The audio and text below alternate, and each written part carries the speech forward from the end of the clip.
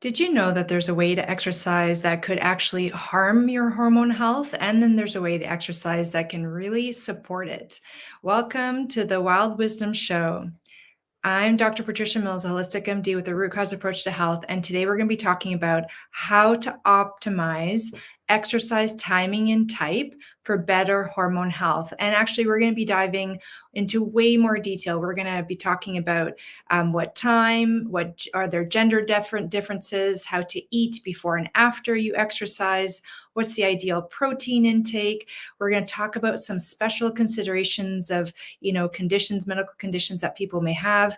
And I'll be sharing with you at the end some really great free resources. So stay tuned. And if you're joining me live, please feel free to put in your questions in the comments. I look forward to seeing them so I can answer them for you today.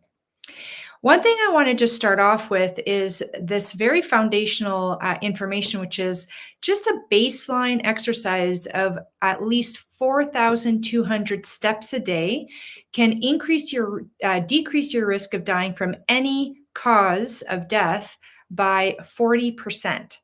So that's huge. And that 10,000 number, while it's an interesting target to reach for, it's not the minimum amount you need for health benefits. 4,200 seems to be kind of a magical number. So if you're watching this and you're sedentary and you're struggling with even starting exercise, this is something that you really should aim for.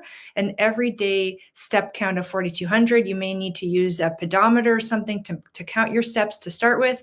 But I just wanted to lead with that because some people get overwhelmed with exercise, and even this basic movement can just do a world of good. So on the days you can't exercise like a formal exercise program, try to aim for those steps as a minimum. Now, what's interesting is that when we do exercise right from a hormonal perspective, it improves estrogen, progesterone, testosterone, insulin, cortisol, and thyroid hormone health. And remember, hormones are messengers in the body. They are released by tissues like the thyroid, the ovaries, the testes, the adrenal glands, the gut, the muscles. Did you know that muscles make their own hormone called irisin, I-R-I-S-I-N? I think it's just a beautiful word and it's a very cool fact.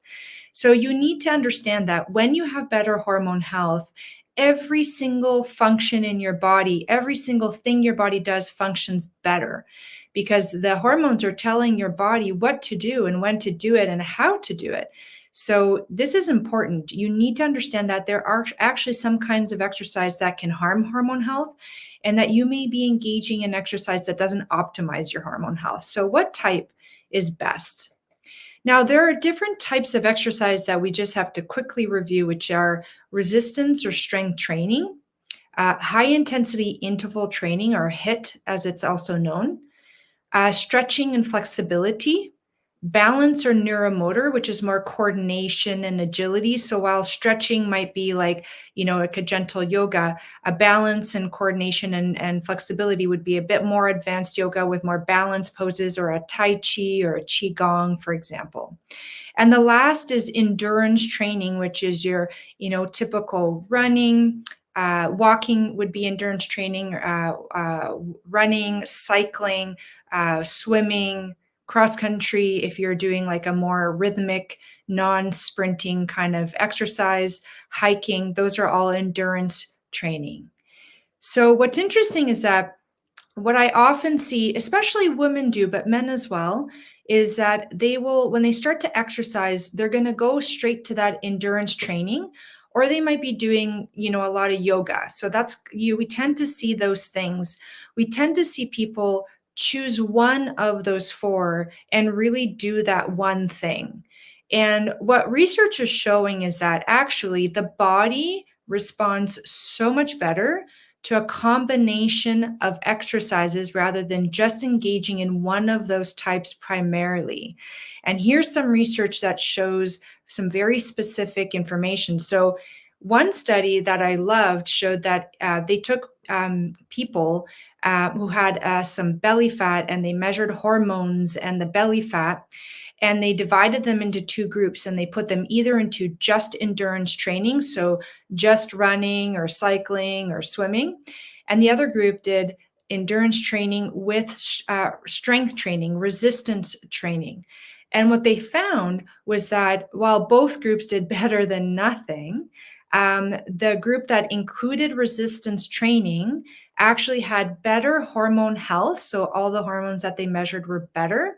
And they had a greater reduction in their belly fat. So, in medical terms, that's called visceral adiposity, which is a very damaging kind of fat. It's a fat that makes inflammation in the body. So, we really want to get that down. So, if you're struggling with weight, which is often related to hormone health, don't just go and run or cycle or spin, those kinds of things, or just hiking or cross country. You want to introduce strength training into your routine. It is a game changer. I can't tell you what a difference it makes. A few of the reasons are that muscle really loves to gobble up sugar. So if you have a bit more muscle on you, we're not talking about strength training to the point where you're like, the lovely Arnold Schwarzenegger. We're talking about increasing your muscle tone, right? And better muscle tone, a bit more muscle size.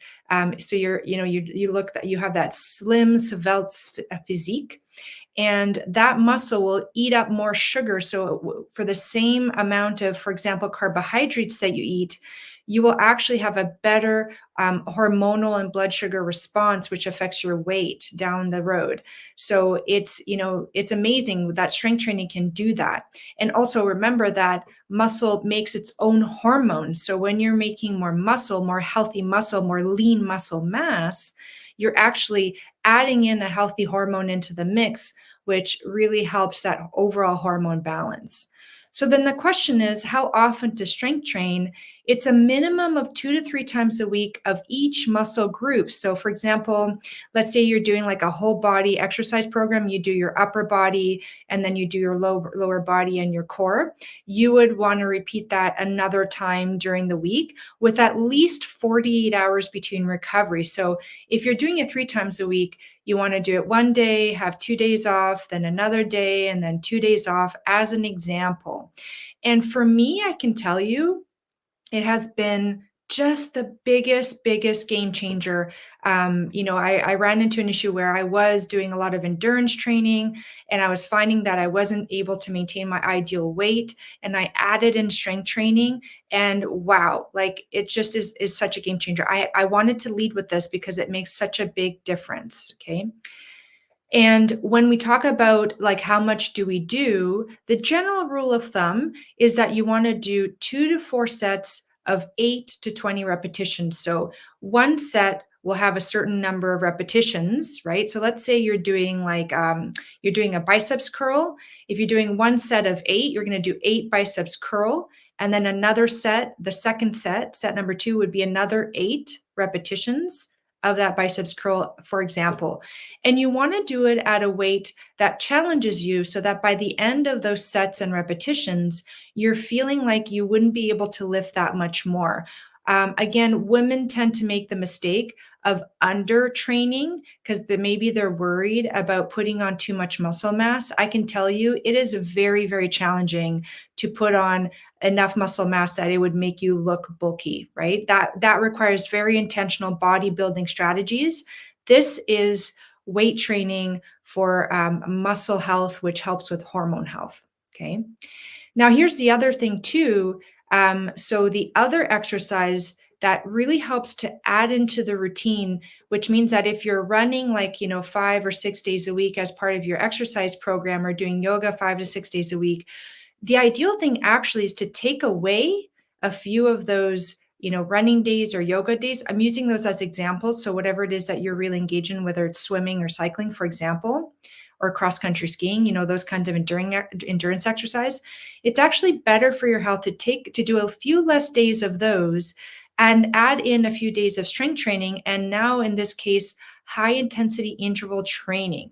And what is that? So let's say you take an exercise like cross country or like running or like cycling, but you do that at a high intensity for a short period of time. So for example, you might do 30 seconds all out of that exercise. So you run for 30 seconds all out or you run for 60 seconds at about 80 to 60% of your maximal effort.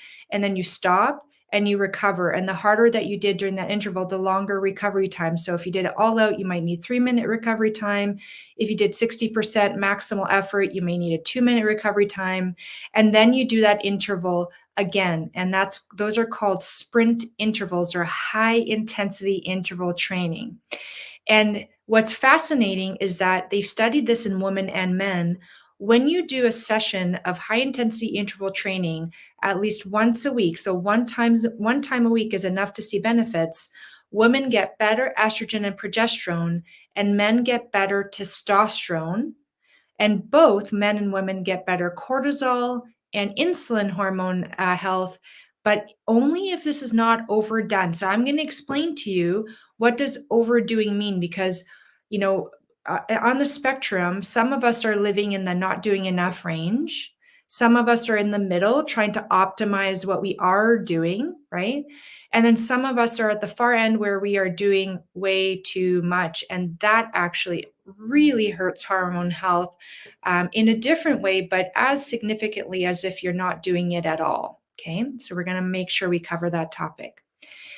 And so I just wanted to show you that sprint interval training or high intensity interval training can be so powerful when done right, that it even improves hormone health in women, for example, to the point where women who have the diagnosis of dysmenorrhea, which is painful periods, like, to the point where it's actually diagnosed, um, they had improvement in their symptoms.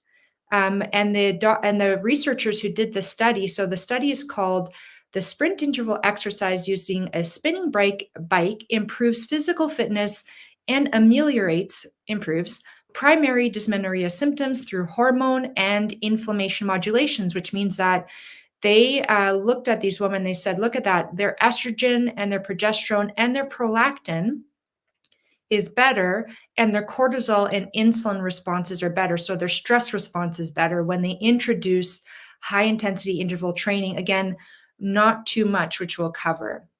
And in men, high intensity interval training produced increases in muscle power and increased testosterone, free testosterone. And they've shown this in non-athletes, but they've also shown these in athletes who are primarily endurance training. And I think the point these researchers were trying to make when I read the study is that if you're just engaging in endurance training as your sport, adding in something like strength training and high intensity interval training will actually improve your power and your hormone health. So again, I'm just really trying to introduce and really lay down the foundation for a multimodal, many different kinds of exercise being optimal. Now, what's interesting is that the stretching, balance, and neuromotor exercises actually have been shown to maybe reduce the risk of injury with exercise. That can offset the overtraining issue. And that's the case in young adults, whereas in older adults, it definitely does. It really does help reduce the risk of injury. And so, doing a minimum of a 30-minute session at least 60 minutes a week has been shown to really be beneficial for that. And so what that looks like is, if you're doing yoga, obviously you're going to be, holding a stretch for a longer period of time, and you're going to have that person guiding you. But what's interesting is that when the research looks at it, let's say you're not really into stretching and you're going to sit down, you're going to stretch. What you want to do is not the bouncing stretch, but the nice, long, slow stretch where you're not like, bouncing your leg up and down, you're kind of stretching into it. And you want to do at least 2 to 3 times a week, but daily is best. So daily stretch is better, but 2 to 3 times a week minimum. It takes about 3 to 4 weeks for you to see a persistent improved range of motion. So if you do a one stretch, your range of motion will be better for a little bit after that, and then it'll go back to what it was before. But if you keep stretching at least 2 to 3 times a week for 3 to 4 weeks, you will actually get a sustained improved range of motion. And in order to do that, you need to hold the stretch for a minimum of 10 to 30 seconds and repeat 2 to 4 times, so you have a total of 60 seconds. So if you hold it for 15 seconds, you repeat it 4 times. If you hold it for 30 seconds, you repeat it for a second time. Okay, so those are the ways that you integrate stretching For neuromotor training, we're talking about agility, balance, coordination. That would be yoga, Tai Chi, and Qigong. And those have been shown, especially in older adults, to significantly decrease the risk of falls, which can lead to things like hip fractures, which is pretty much a much earlier death sentence for older adults, which is very preventable with these kinds of exercises.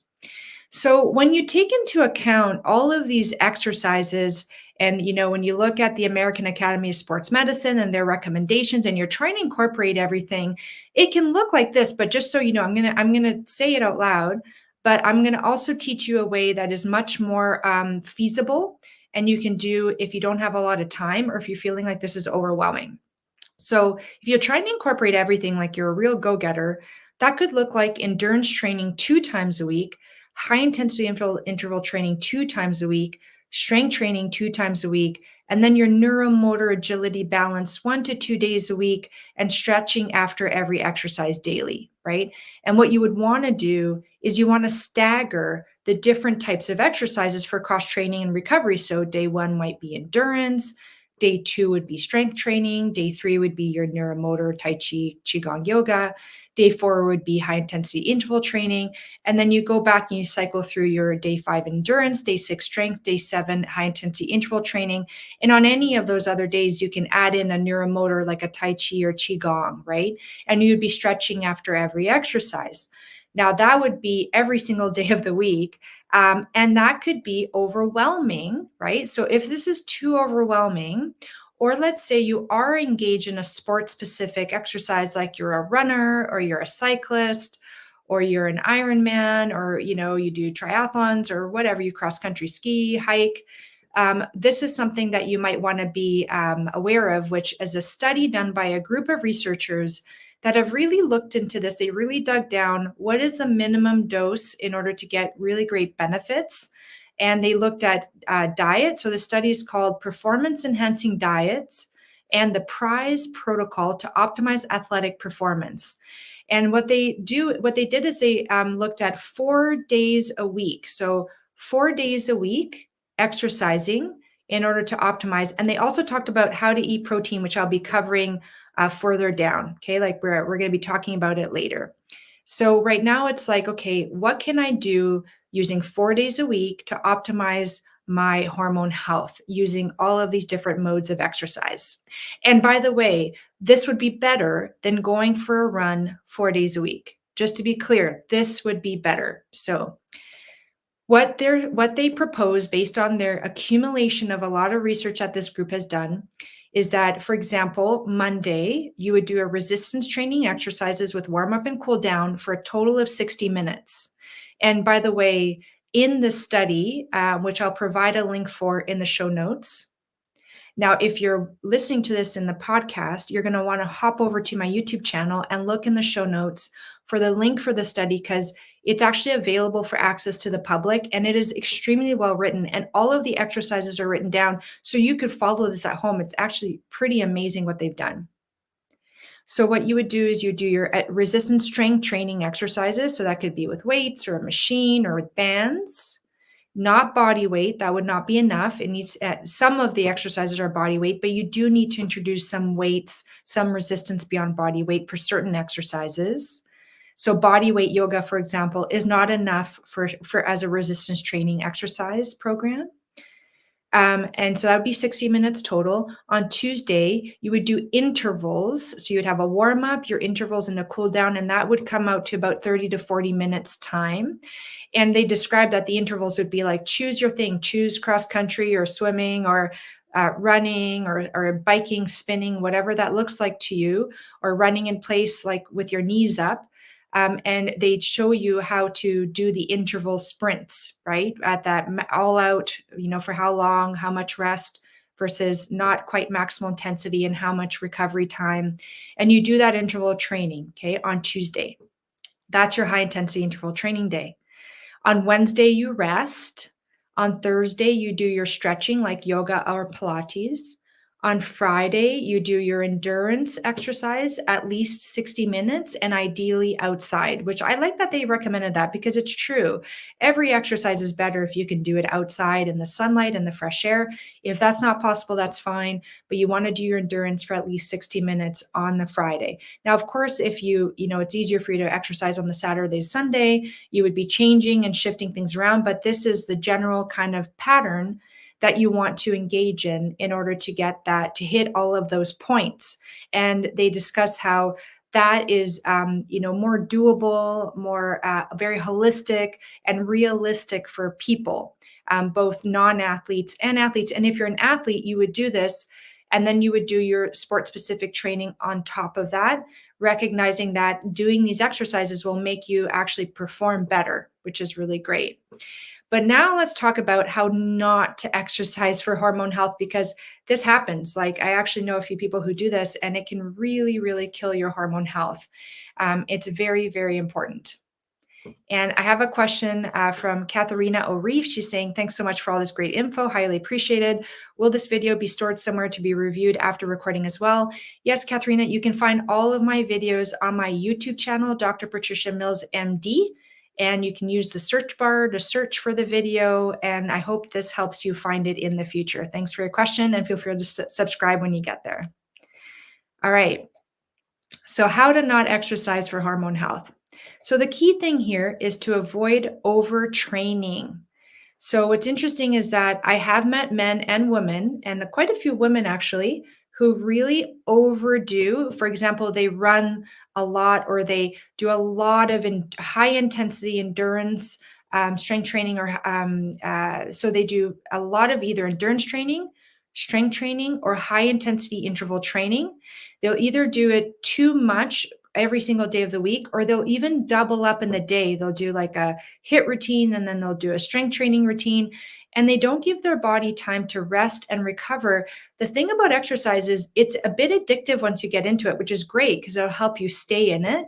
But it's what it means is that you can, if you have an addictive personality, and trust me, like, I understand I have an addictive personality, I have to really watch myself. And quite honestly, at one point, I was one of these people. I was over exercising, and it was actually contributing to my hormone health issues. And the reason it does is because exercise, too much exercise, will actually change the way your cortisol hormone works. So your cortisol hormone, when you exercise, goes up in the short term. So exercise is inflammatory as you're doing it.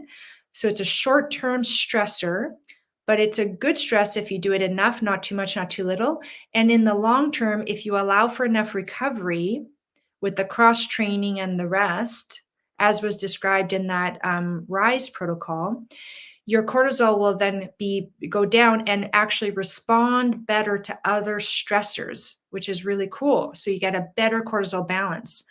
But if you overdo it, if you overexercise, your cortisol levels will go too high too frequently, and then you run into problems with that cortisol level negatively affecting all the other hormones like estrogen, progesterone, testosterone, thyroid, and insulin. So thyroid function, for example, will go down when there's too much cortisol swimming around. So you could start off feeling really fit, feeling really well, doing a lot of great exercises. You're high on the dopamine rush, like it's like boom. But then after maybe a few years or longer, so it's not like it happens right away, but it happens over time, your health will start to decline. You'll start to like maybe get a little bit of belly fat. Maybe your energy levels will start to fluctuate. You'll start to have issues with your hair health and your skin health. Maybe the outer third of your eyebrows will start to go down. There's many different ways it can show up. But ultimately, what you have to recognize is that it could be connected with overtraining. And we actually know that it can be so severe that some women can lose their period, right?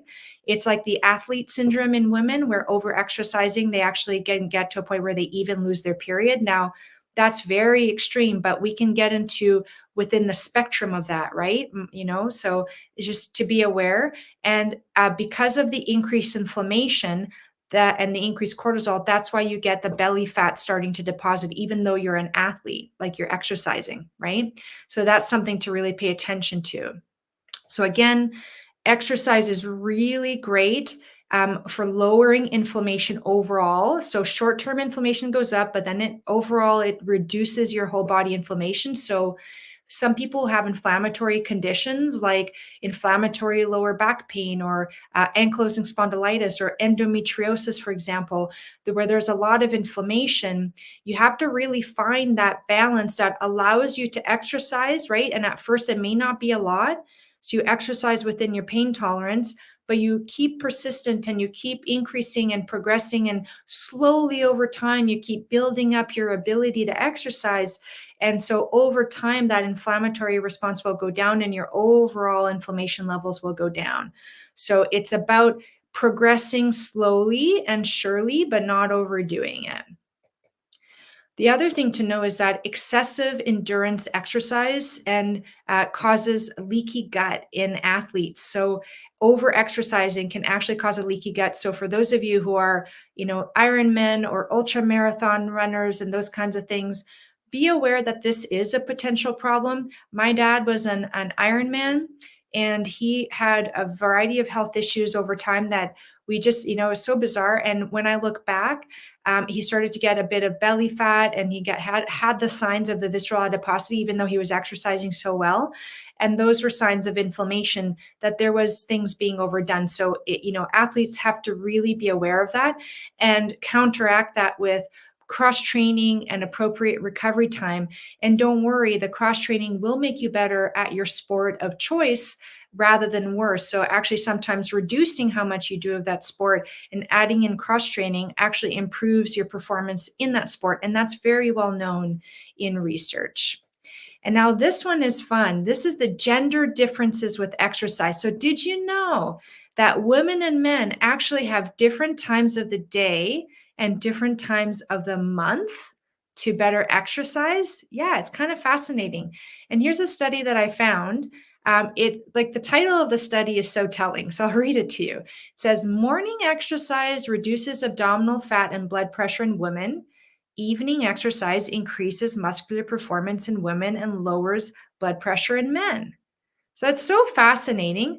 But overall, what the researchers said was that overall, women actually do better exercising in the morning and men do better exercising at night. Now, both groups do better exercising than not exercising at all.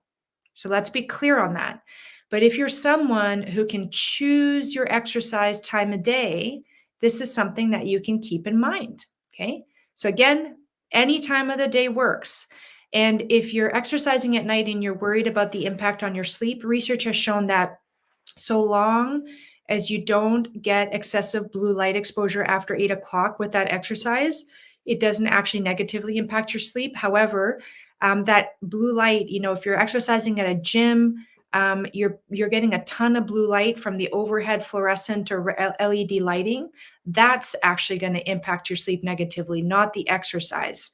So as long as you are either exercising at home without blue light, low level lighting for appropriate for nighttime, kind of red amber colors, or if you're wearing true blue blocking glasses, which for that time of night after 8 o'clock has to be the kind that's like a red color, like a very, very blue blocking, almost 99% blue blocking. That will allow you to exercise in the evening without harming your sleep health. The other interesting thing is that women who menstruate have different times of the month when they do better in response to the higher intensity strength training and high intensity interval training. So research shows that we do better if we exercise more intensely with higher intensity during our follicular phase and less so during our luteal phase. So follicular phase is roughly the 2 weeks after menstruation. So after you finish menstruation, the 2 weeks after that. And luteal phase is roughly the 1 to 2 weeks before you menstruate. So you'd want to be tracking your menstrual cycles. And this study here called The Effects of Follicular and Luteal phase-based menstrual cycle resistance training on muscle strength and mass showed that when we do strength training in our follicular phase, we actually put on better muscle mass. We have better outcomes with that exercise and we get better performance than if we do it during our luteal phase. One of the interesting considerations too is you don't want to over exercise just before your menstruation, because if you keep that cortisol too high during that time, it'll decrease your progesterone level. And the thing is, progesterone in women who are menstruating should be lower in the follicular phase and then rise in the luteal phase. And that rise, progesterone is like your chill hormone, your relax hormone. If your progesterone is too low, you go into estrogen dominance, which you don't want too much estrogen relative to progesterone. If your progesterone is too low, your luteal phase will be too short, so you're going to get a shorter period than what you should have. And also a lower progesterone negatively affects your ability to get pregnant and or stay pregnant in the first trimester. So especially if you're trying to get pregnant, you want to exercise with your menstrual phase more right after you menstruate and less right before you menstruate. Okay, so hopefully that helps you plan your exercising out according to your menstrual cycle.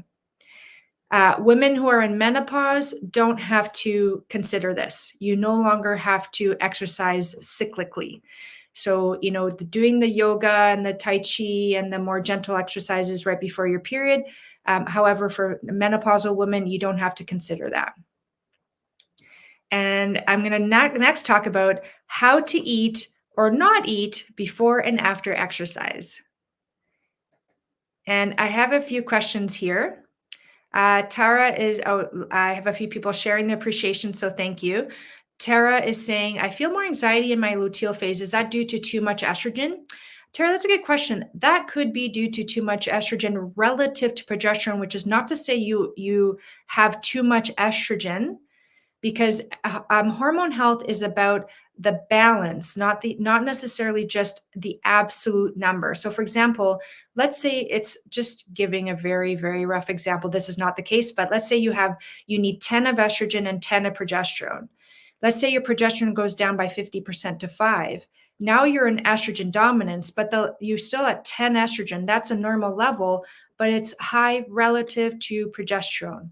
So anxiety in luteal phase can be due to not enough estrogen relative to progesterone. So I hope that helps. There's also other potential root causes, but that's a very common one. Okay, so how to eat or not eat before and after exercise. First of all, those researchers who looked at that RISE protocol, which is now they call it the PRISE protocol, which is protein pacing and the resistance interval stretching and endurance, right? So protein pacing, what they talked about was that they recommended targeting for a total consumption of protein throughout the day of between 1 to 2 grams of protein per kilogram of body weight. So let's say you weigh 50 kilograms, that would be between 50 to 100 grams of protein a day. What would cause you to go on the lower side versus the higher side? That seems to be based on, are you women versus men? I personally, as a woman, based on the research that I found, I target around 1 to 1.2 grams of protein per kilogram of body weight per day. And so that's where I'm sitting at right now. Okay. Versus if you're like really into bodybuilding, you're going to be going in the higher to just towards the 2 grams of protein per kilogram of body weight per day. However, let me be clear, that high level has been studied primarily in men, not in women. So I do think staying in the lower range for women is prudent and safe until we figure that out a little bit better. And now, next, we're going to talk about, is it better to have, too much? What is it better? Is it better to eat something before you exercise, or is it better to exercise fasted? Okay. So what these researchers who did the morning versus evening exercise protocol in men versus women, what they found is that in the morning, it's better to exercise fasted and eat your breakfast after your exercise, right? And remember that breakfast is going to have protein in it, because that total amount of protein that they recommend, they call it protein pacing, because it should be spread out throughout the day in all of the meals that you have. all the meals and including it in snacks as well, so that that total amount is divided through the day. You're not going to sit down to dinner and eat all of your protein at dinner. It has to be divided through the day. That's protein pacing. And when you eat that way, you exercise in the morning and then you eat breakfast with your protein. So you're exercising fasting. If you're exercising in the evening, it's ideally before your last meal and in the hour leading up to that meal, if you have to eat in the hour leading up to that exercise, if you have to eat anything, it's no more than a small snack, okay? Because you don't want your body to get into a massive state of digesting. Now, they recommended that you definitely not eat anything if you're doing any kind of endurance training. But if you're doing some kind of resistance training or high intensity interval training and you're finding that you need a little burst of energy, just a small snack within that hour, but nothing more. So you don't want to be into like a big digestion mode when you're doing your exercises. And remember, I put this in just so I wouldn't forget. If you are exercising in the evening, be sure that you're not like going to a gym with bright blue lights overhead anytime after 8 o'clock, unless you're comfortable wearing blue blocking glasses at that gym. And you know what?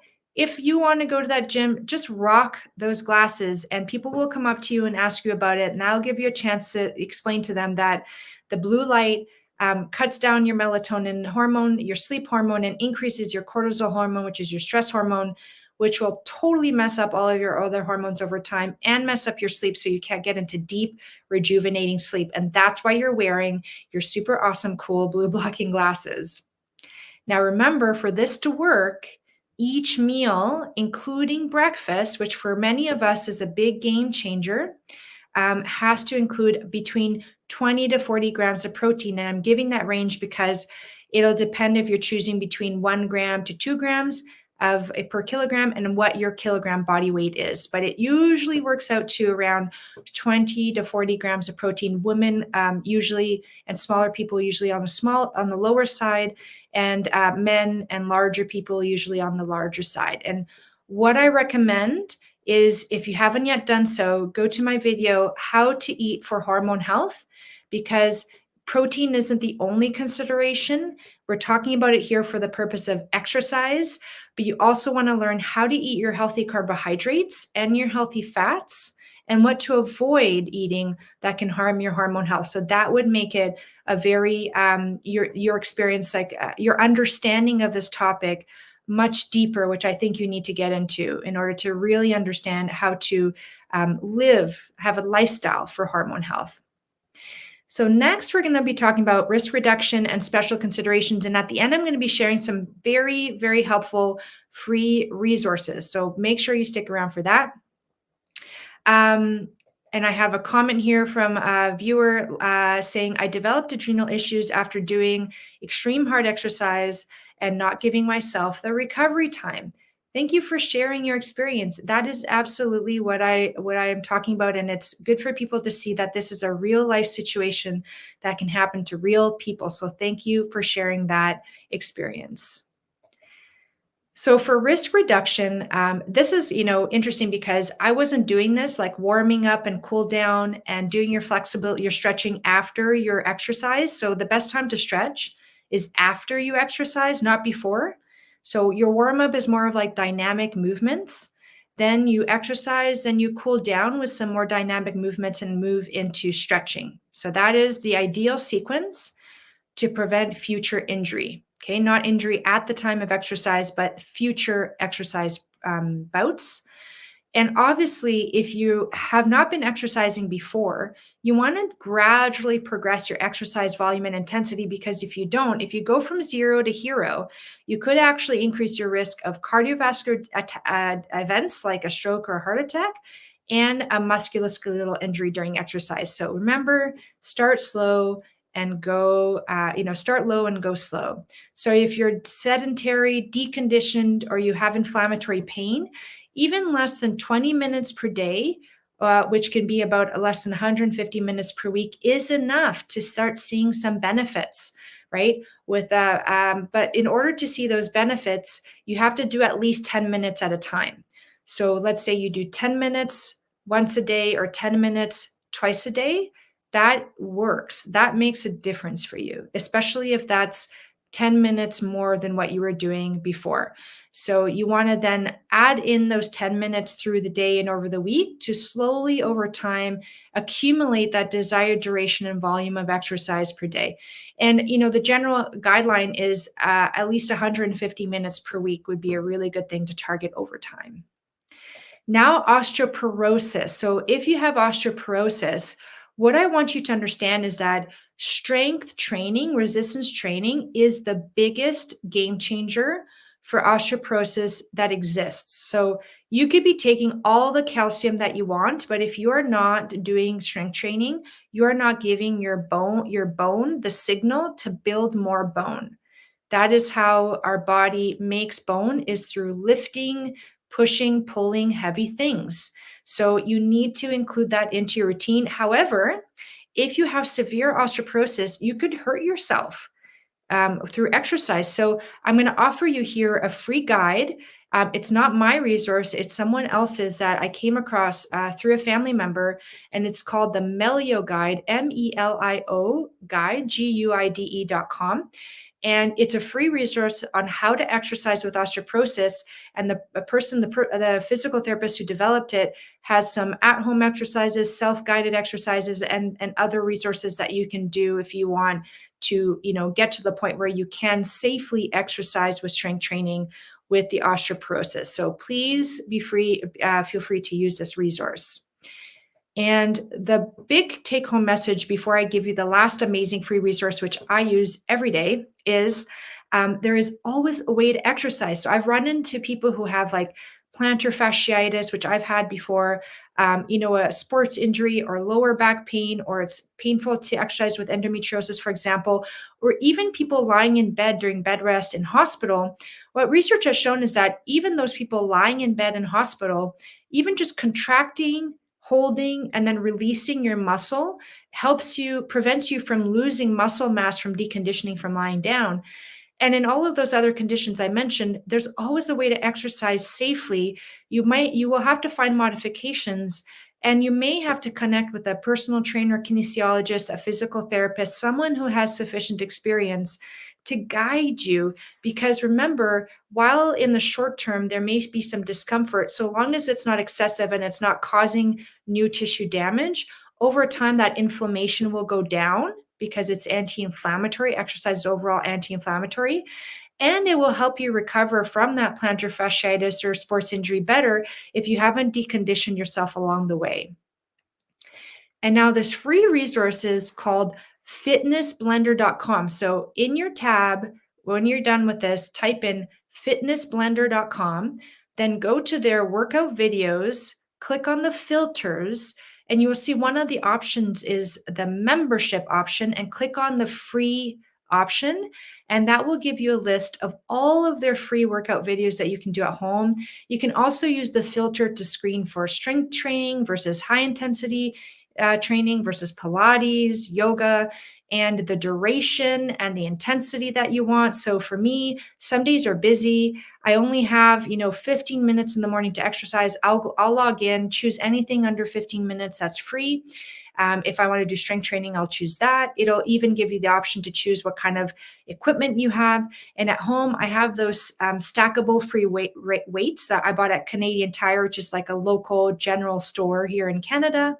And it was $100. And these free, they're stackable free weights so that they only occupy the space of two weights, but you can actually choose the weight, from 5 pounds to 25 pounds for mine on each one, or you can get higher weights as well, which means that you can be exercising in your apartment in a very small space, and for free, should you choose to do so. So it's very important that you identify any kind of barriers that you have to exercise, whether they're psychological, financial, physical, in terms of space or equipment, and realize that with a bit of ingenuity, a little bit of effort, you can get yourself started, and you can stay. What will eventually motivate you to continue exercising is how good you feel when you do it. Because when your hormone health is doing well, you feel good. Your brain feels good because it responds to hormones. So your mood goes up, your energy goes up. it's really quite amazing. It's a very positive cycle. So I really hope you enjoyed this. I hope you have a wonderful rest of your day, evening, or night. I'm seeing here that there's a question of a participant here saying, which is the best test for hormones? That's a bit of a tricky question because it really depends on which hormone you're testing. What is it that you're testing for? So there's blood tests versus saliva tests. There's different companies. And so unfortunately, I won't be able to answer that fully in this video, which is focusing primarily on exercise. But thank you for your question, for your interest. And I will take that down as a future thing to look at for a future episode. So if you found this helpful, please save, share, and subscribe, because sharing is caring, and you never know who's going to benefit from this kind of wild wisdom. And I look forward to seeing you next time. Goodbye.